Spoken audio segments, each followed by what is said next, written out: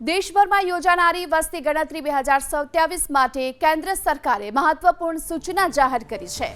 કેન્દ્ર સરકારના ગૃહ મંત્રાલય તરફથી જાહેર કરવામાં આવેલા નોટિફિકેશન મુજબ 1 એપ્રિલ 2026 થી 30 સપ્ટેમ્બર 2026 દરમિયાન સમગ્ર દેશમાં હાઉસ લિસ્ટિંગ કામગીરી હાથ ધરવામાં આવશે। ગુજરાત રાજ્યમાં આ પ્રક્રિયા માટે વિશેષ સમયગાળો નક્કી કરવામાં આવ્યો છે। રાજ્યમાં 20 એપ્રિલ 2026 થી લઈ 19 મે 2026 સુધી હાઉસ લિસ્ટિંગ ઓપરેશન હાથ ધરાશે અને આ દરમિયાન દરેક મકાન, રહેણાંક એકમ અને ઘરેલું માહિતી એકત્રિત કરવામાં આવશે।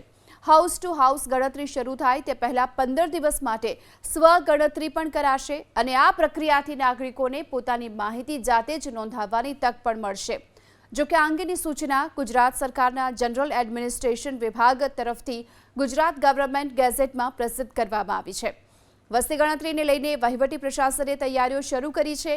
આગામી સમયમાં અધિકારીઓ અને કર્મચારીઓને તાલીમ આપવામાં આવશે।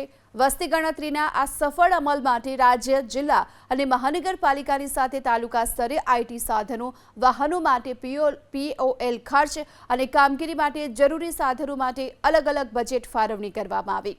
રાજ્ય સ્તરે આ માટે કુલ 10 લાખ અને જિલ્લા તેમજ મહાનગરપાલિકા સ્તર પર 5 લાખ અને તાલુકા સ્તરે 1 લાખ સુધીની જોગવાઈ રાખવામાં આવી છે।